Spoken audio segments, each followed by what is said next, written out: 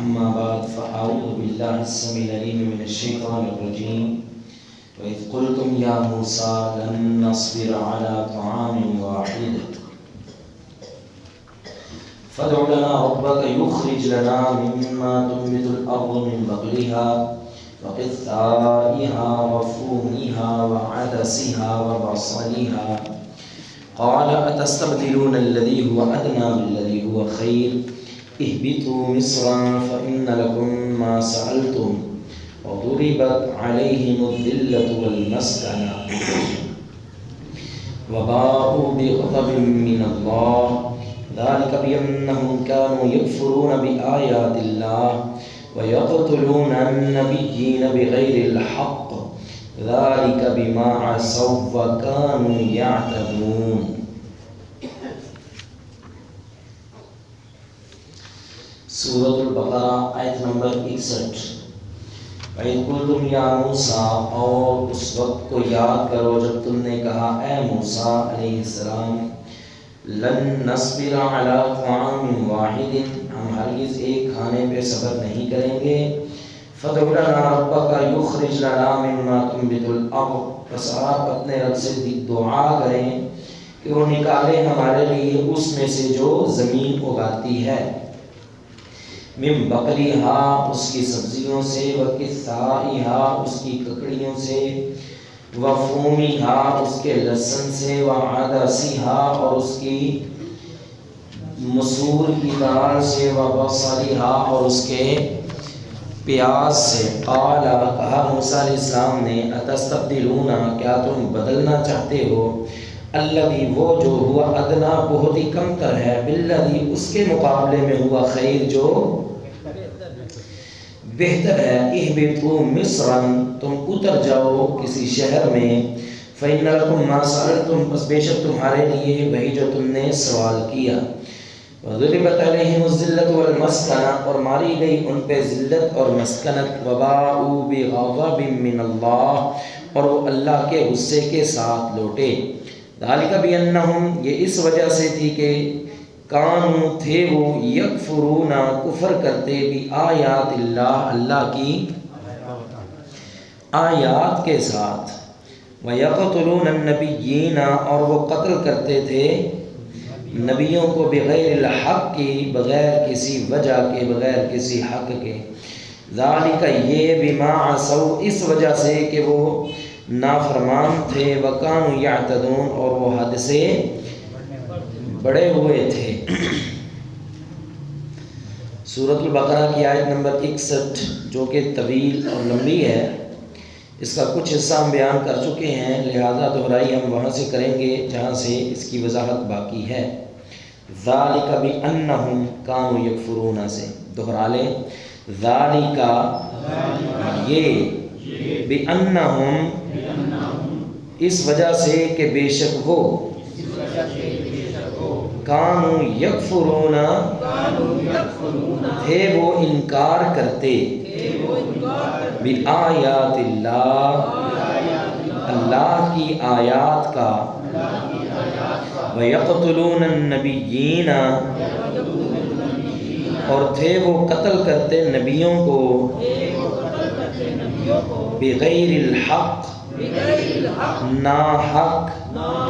ذالک یہ، بما اس وجہ سے کہ عصوا انہوں نے نافرمانی کی، وکانوا یعتدون اور تھے وہ حد سے بڑے ہوئے.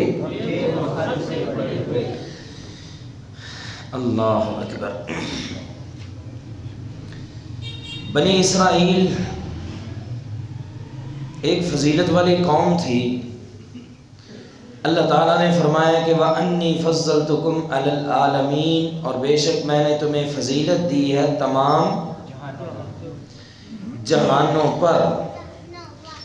یہ فضیلت والی قوم ہونے کے باوجود مغضوب کیسے بن گئی، ان پہ اللہ غضبناک کیسے ہوئے، اور ذلت اور مسکنت ہمیشہ کے لیے ان کا مقدر کیسے بنی، اس کی وجہ کیا تھی؟ حالانکہ یہ تو لوگ بڑے اچھے تھے.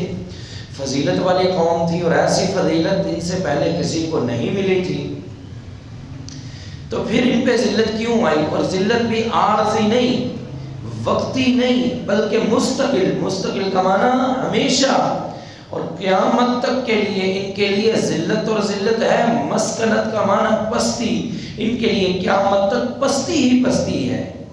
کیوں؟ خطاب کس کو ہے؟ کس کو ہے خطاب؟ سمجھایا کسے جا رہا ہے؟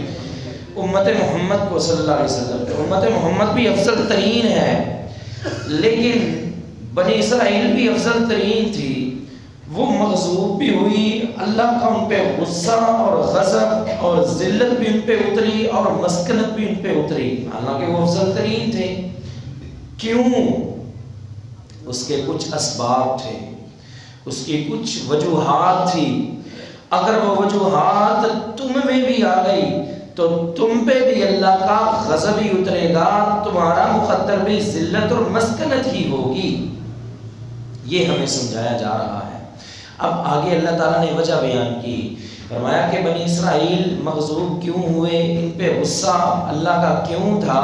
ذالک بانہم، اس کی وجہ یہ تھی کہ بے شک وہ با جو ہے یہ بعض اوقات سبب وجہ بتانے کے لیے بھی آتی ہے۔ بانہم میں جو با ہے نا، یہ بانہم، یہ جو با ہے یہ وجہ یا سبب بتانے کے لیے۔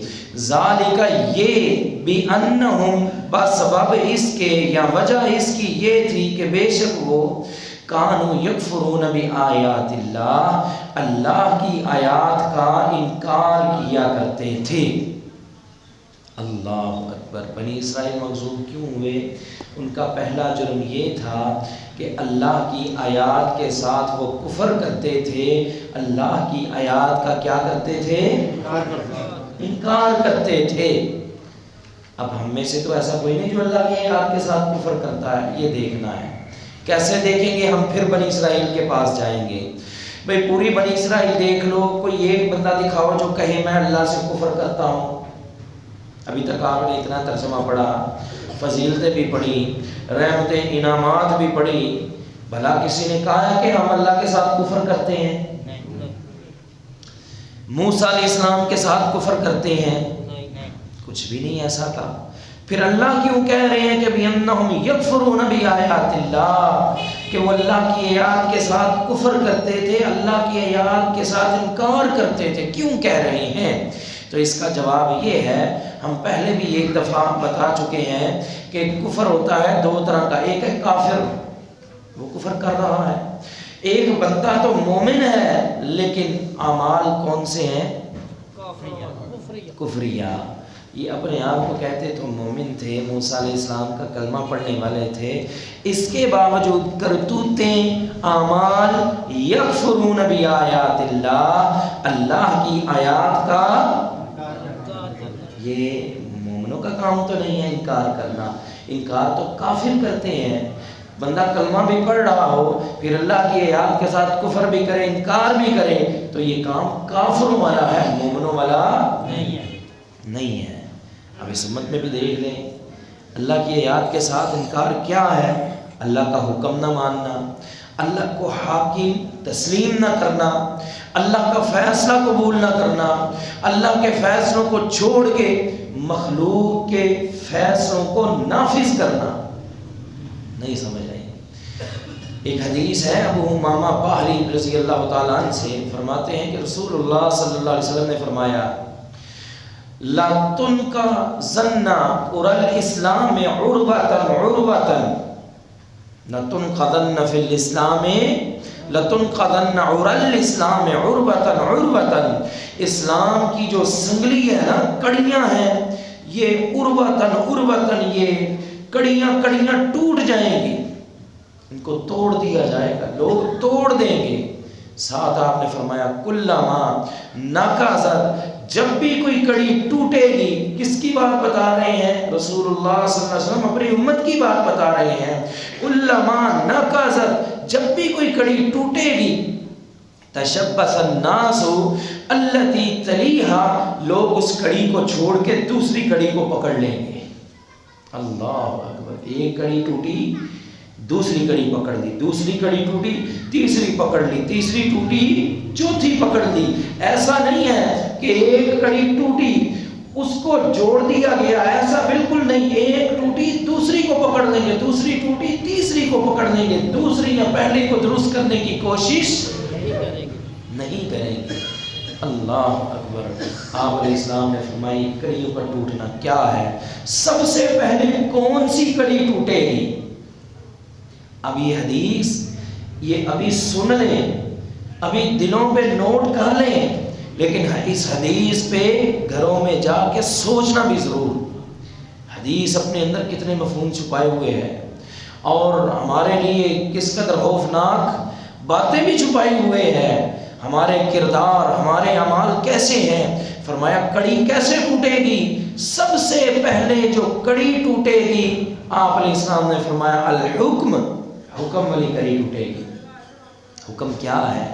अल्लाह का फैसला उसको छोड़ना और मखलूक के फैसले को नाफिज करना। आज चले जाएं, अपनी अदालतों में चले जाएं, अपने थाने कचहरियों में चले जाएं, किसी डिपार्टमेंट में चले जाएं, कौन सा कानून चलता है? कुरान का कानून चलता है, हदीस का कानून चलता है? नहीं, बल्कि यहाँ पे क्या कहते हैं, ब्रिटिश लॉ चलता है। हाँ, वहाँ पे वो गैरों का कानून चलता है, अल्लाह का कानून नहीं चलता।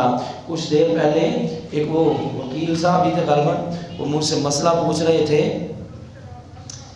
मसला पूछा उन्होंने विरासत का। मैंने मसला बता दिया कि जो है बेटा वो बाप के मौजूदगी में फौत हो गया, अब पोता है, पोता, उसको दादे की विरासत मिलेगी? मैंने कहा जी नहीं मिलेगी। मौलवी साहब देख लिया, मैंने देख लिया, विरासत नहीं मिलेगी क्योंकि बेटा जिंदगी में फौत हो चुका है। अब विरासत कैसे मिलेगी? विरासत होती है करीबियों की, अब उसके और बुजुर्गों के बेटे हैं उनके पास विरासत जाएगी, पोतों को विरासत नहीं मिलेगी। कहने लगे जी इतने तो साढ़े कानून के विच विरासत मिल रही है, बल्कि ये 60 या 70 की दहाई में, पहले नहीं थी, 60 या 70 की गालबन दहाई में ये कानून पास किया गया कि अब दादे की जो विरासत है वो पोते को भी मिलेगी मिलेगी, अगरचे बेटा जिंदगी में ही क्यों ना फौत हो गया। भाई मैंने कहा हम क्या करें, हमसे तो आपने मसला पूछा है कुरान और हदीस के मुताबिक, हमने वो जो कानून था, जो कायदा और कुलिया था, उसके मुताबिक ये मसला बता दिया है। अब आप जाने और अदालतें जाने और वो कानून जाने। सबसे पहले क्या टूटेगी कड़ी? हुक्म की कड़ी टूटेगी, फैसले की कड़ी टूटेगी। अल्लाह करीम को हाकिम तस्लीम नहीं किया जाएगा, बल्कि मखलूक को हाकिम तस्लीम किया जाएगा। अल्लाह के कानून को पसे पुश डाल दिया जाएगा और मखलूक के कानून की कदर की जाएगी और मखलूक के कानून को माना जाएगा। अल्लाह के बंदो, यही तो अल्लाह की आयात के साथ कुफर और अल्लाह की आयात के साथ इनकार है। अचानक मुझे एक बैठे बैठे नुक्ता याद आ गया है, अगर इजाज़त हो तो वो भी कर दूँ बयान। खतरनाक ज़रा हैं, अक्सर वो लोग हैं हमसे विरासत के मसले पूछते हैं और अक्सर वो लोग हैं जो विरासत के मामले में खुद ही हाकिम बने बैठे हैं, और अक्सर घर हैं जिनमें लड़ाइयाँ ही विरासत की वजह से, और अक्सर घरों की बेसुकूनी इसी विरासत के मामलात में से है वजह। यहाँ भी हमने उस हुक्म को तोड़ा हुआ है। यहाँ हमने अंग्रेज़ को हाकिम नहीं माना, बल्कि अपने इस नफ्स को हाकिम माना हुआ है। जबकि कुरान जब पढ़ेंगे ना तो शुरू कहाँ से होते हैं विरासत के मसाइल? यूसीकुमुल्लाह, ओए ए उम्मत के लोगों, ए मेरी मखलूक, अल्लाह तुम्हें वसीयत कर रहा है। आगे सारे विरासत के कानून है, बेटी को इतना मिलेगा, बेटे को इतना मिलेगा, हामद को इतना मिलेगा, बीवी को इतना मिलेगा, बाप को इतना मिलेगा, माँ को इतना मिलेगा। सारे हिस्से अल्लाह करीम ने बतला दिए हैं, लेकिन ये इंसान ज़्यादा अक्लमंद और समझदार बनता है। कहता है मैं सोचिया जी ज़िंदगी दे विच ये बाहर ला दें, मेरे मरण तो बाद मेरी औलाद ना झगड़े। और जालिम इंसान ज़िंदगी में विरासत तकसीम करता है, फिर वो झगड़े जो हैं वो वक्ती नहीं बल्कि नस्लों तक चलते रहते हैं।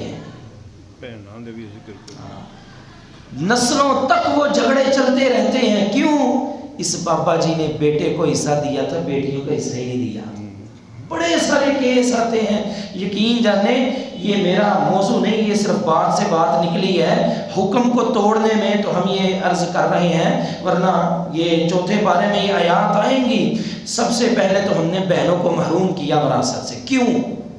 بھول گئے. یوصیکم اللہ, اللہ تمہیں وصیت کر رہا ہے.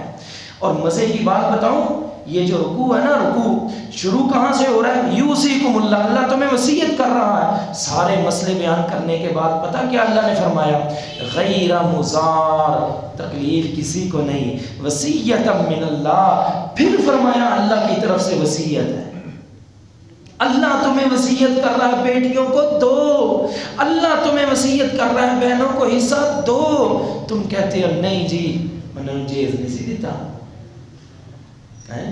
انہوں نے بیاہ تے پیسے نہیں اسی لائے, انہوں نے یہ نہیں دیتا. وہ ظالم انسان, یہ تو دیکھ کہ تو مذاق کس کا اڑا رہا ہے اور انکار کس کا کر رہا ہے. یہی تو چیز ہے, یکفرون بآیات اللہ, اللہ کی آیات کے ساتھ شریک کفر کر رہا ہے. ان کا حق مار کے اور انکار کر کے ہم نے جہیز دیا تھا.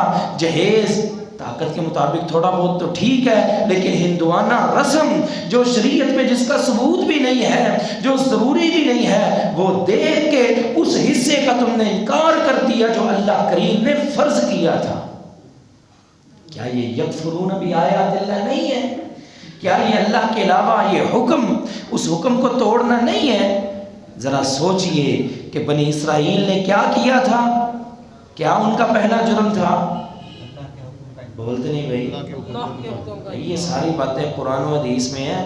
میرا یہ جو کوئی لینا دینا نہیں, جو مہربانی میں ناراض نہ ہو جائے, یہ ساری باتیں قرآن و حدیث کی ہیں. ذالک بانہم کانوا یکفرون بآیات اللہ, ان کا سب سے پہلا قصور اور جرم یہ تھا کہ انہوں نے اللہ کی آیات کے ساتھ اللہ کا فیصلہ ہی نہیں مانا, اللہ کا جو حکم تھا اس کو مانا ہی نہیں ہے, بلکہ وہ خود اپنے آپ کو اپنے آپ میں حاکم سمجھتے تھے اور اپنے آپ کا حکم جو ہے وہ نافذ کرتے تھے. ہم بھی کیا کہتے ہیں. اور مزے کی بات بتائیں, جو بڑے نیک دل ہے نا, بڑے نیک دل, وہ وراثت کیسے تقسیم کرتے ہیں اپنی زندگی میں؟ ٹھیک ہے جی میں اپنی زندگی تقسیم کر دینا, 100 روپیہ بیٹی نو تے 200 روپیہ بیٹے نو. حضرت زندگی میں وراثت کبھی تقسیم نہیں ہوتی, یہ قانون یاد کر لیں. یہ جو وراثت ہے نا, وراثت تتعلق بترکۃ المیت, اس کا تعلق ہی میت کے ساتھ ہوتا ہے. زندگی میں کبھی وراثت تقسیم نہیں ہوتی. زندگی میں دو گے تو ہبہ ہوگا, یہ تحفہ ہوگا. اگر 100 بیٹی کو دیا ہے تو 100 ہی بیٹے کو 110 روپے دو گے تو 10 کا بھی حساب اللہ کے ہاں دینا پڑے گا. یاد رکھنا, بیٹی کا حصے میں سے 1 روپیہ بھی زندگی میں کم کیا, بیٹے کو 1000 دیا ہے, بیٹی کو بھی 1000, بیٹی کو 500 نہیں زندگی میں. ہاں مرنے کے بعد جو وراثت کی تقسیم ہے وہ علیحدہ ہے, زندگی میں جو تقسیم ہے وہ برابر ہے. وہ حصہ نہیں بلکہ وہ تحفہ ہے, وہ ہبہ ہے. تو لہذا ذالک بانہم کانوا یکفرون بآیات اللہ, یہ وہ لوگ تھے ان کا سب سے پہلا جرم اللہ کی آیات کے ساتھ کفر کرنا. اللہ یہ ان پہ عذاب کیوں آئے؟ اللہ کی آیات کا انکار کرتے تھے. ہم تو نہیں کرتے. دیکھیں سارے معاملات میں آگے دوسرا جرم وَيَقْتُلُونَ النَّبِيِّينَ بِغَيْرِ الْحَقِّ, ان کا دوسرا جرم یہ تھا کہ وہ انبیاء کو بغیر حق کے قتل کرتے تھے. حضرت زکریا کو انہوں نے قتل کیا, حضرت یحییٰ کو, اور دیگر یہودی تو حضرت عیسیٰ علیہ السلام کو بھی قتل کرنے کا دعویٰ کرتے تھے, اور پیغمبروں کو بھی قتل کیا. اللہ اکبر, یہ چھوٹا جرم ہے؟ بہت بڑا جرم ہے. آپ علیہ السلام کا فرمان ہے اشد الناس عذابا یوم القیامت من قتلہ نبی او قتل نبیا, قیامت کے دن سب سے سخت جو عذاب ہوگا اس بندے کو ہوگا جس نے کسی نبی کو قتل کیا یا نبی نے اس بندے کو قتل کیا.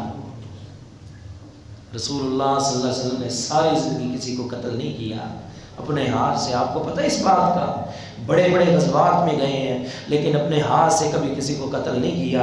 صرف واحد ایک بدبخت انسان ہے جسے قتل کیا تھا, غالباً یہ احد میں غالباً اس کو قتل کیا تھا.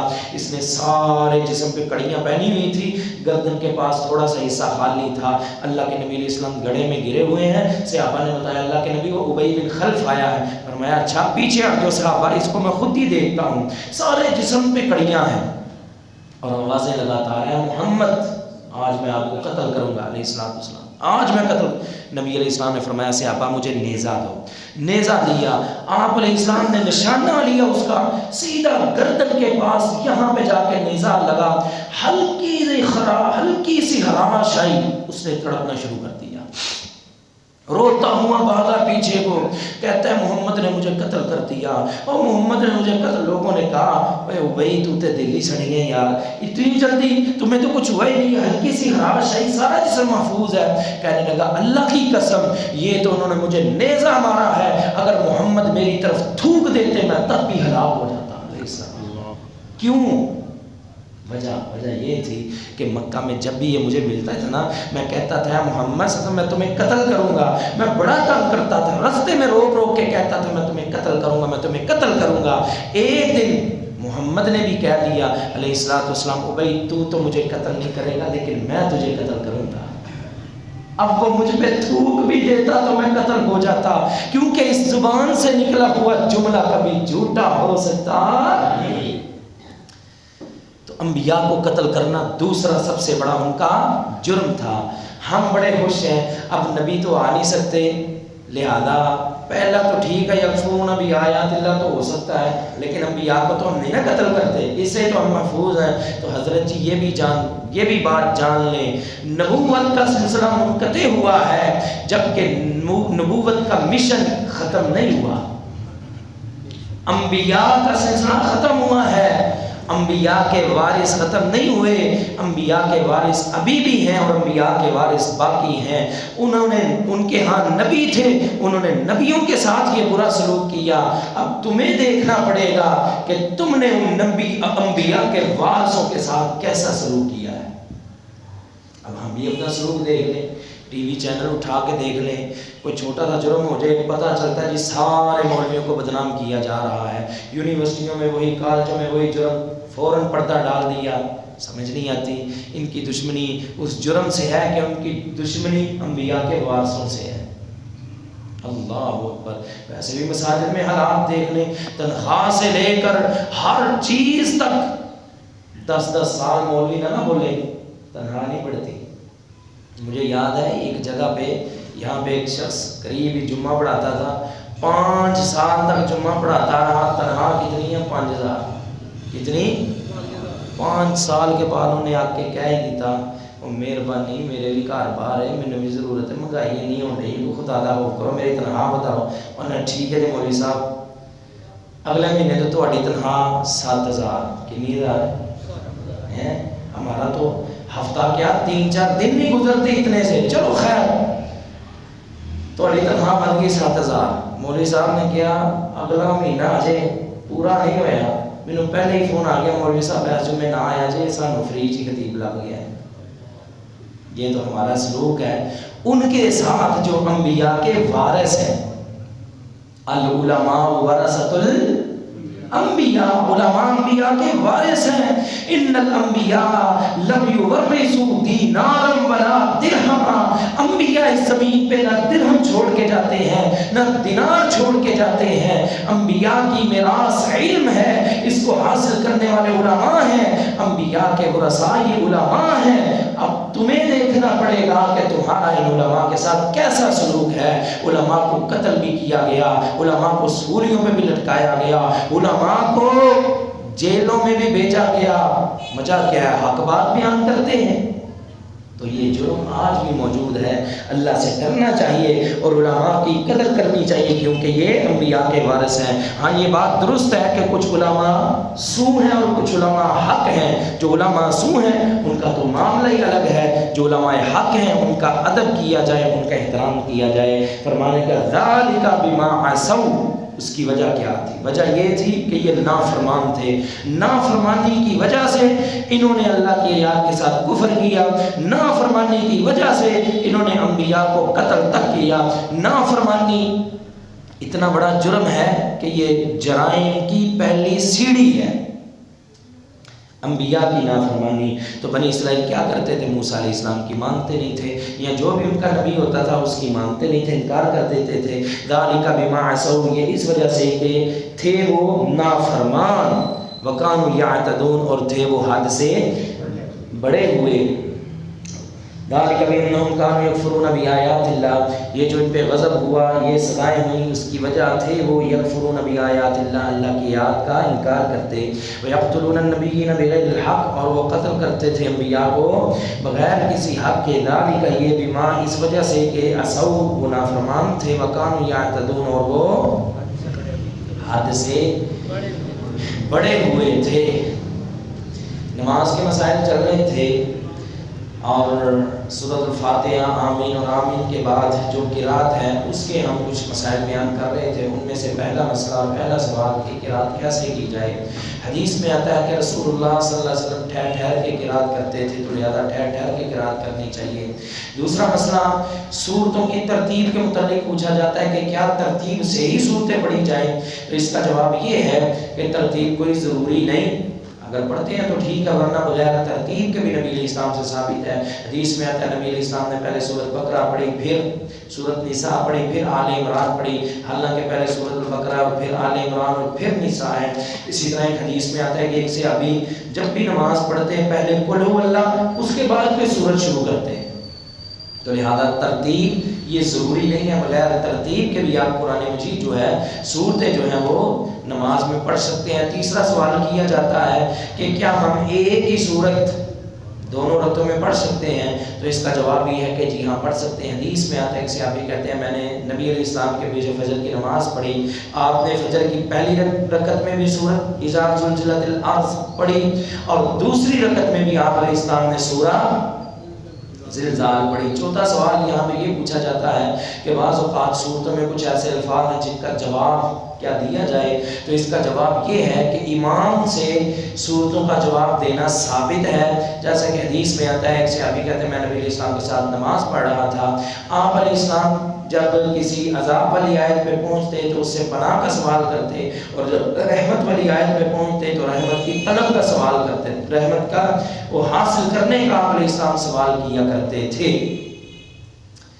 لہذا امام جو ہے وہ صورتوں کا خود ہی جواب بھی دے گا، جبکہ مقتدی کے جواب دینے کے لیے کوئی علیحدہ حدیث موجود نہیں۔ ہاں ویسے اگر قرآن پڑھا جا رہا ہو، کوئی قرآن پڑھے تو سننے والا وہ بھی جواب دے سکتا ہے، جیسے کہ حدیث میں آتا ہے کہ صحابہ جنات تم میں سبقت لے گئے ہیں، ان کے پاس جب میں یہ فَبِأَيِّ آلَاءِ رَبِّكُمَا تُكَذِّبَانِ پڑھتا تھا تو اس کا وہ جواب دیا کرتے تھے، تو لہذا صورتوں کا جواب بھی دیا جا سکتا ہے۔ یہاں پہ ایک اور سوال کیا جاتا ہے کہ بعض اوقات قرآن مجید میں کچھ ایسے الفاظ ہیں جیسے محمد صلی اللہ علیہ وسلم، جب ایسی کوئی آیت آتی ہے تو کیا کیا جائے، تو اس کی دو صورتیں ہیں۔ پہلی صورت یہ ہے کہ آپ فوراً بھی جواب دے سکتے ہیں، کیونکہ جس نے نبی علیہ السلام کا نام سنا اور صلی اللہ علیہ وسلم نہیں کہا، درود نہیں پڑھا، حدیث میں آتا ہے کہ اس کے لیے لعنت ہے، تو اسی وقت ہی اگر آپ صلی اللہ علیہ وسلم کہہ دیں تو بھی چلے گا۔ اگر اس وقت نہیں کہا، تشہد میں درود پڑھا جاتا ہے نا، اللہم صلی علی محمد وعلی آل محمد، تو وہی درود انشاءاللہ اس کو کافی ہو جائے گا۔ اگر قرات کے متعلق کسی اور کا کوئی سوال ہے تو وہ کر سکتا ہے۔ وآخر دعوانا الحمدللہ رب العالمین۔